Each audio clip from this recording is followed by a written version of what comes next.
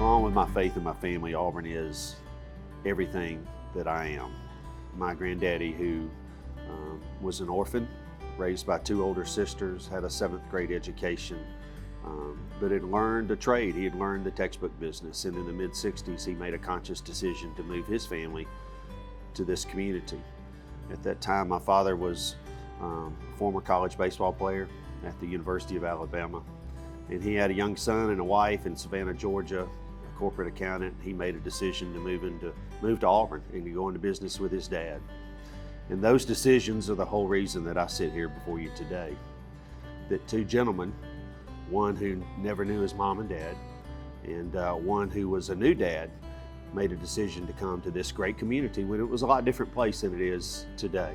As my brother and I got a little older, my parents had more time on their hands. They were very generous to our community. I watched my dad become the president of the Auburn Chamber of Commerce and take the initiative to take a part of this new outer road in the city of Auburn in the 70s and rename it Shug Jordan Parkway for Auburn's retired football coach. He spent hours upon hours supporting those things that my brother and I were participating in, and if you go to Doug Sanford Park today, you see his name on the plaque of those members that are inducted in the Hall of Fame.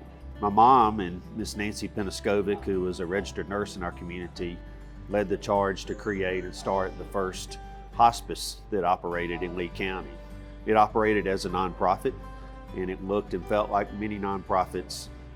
They dug and worked hard to get resources and partnerships to provide those critical experiences and needs that families that are going through those difficult times have to get to the finish line.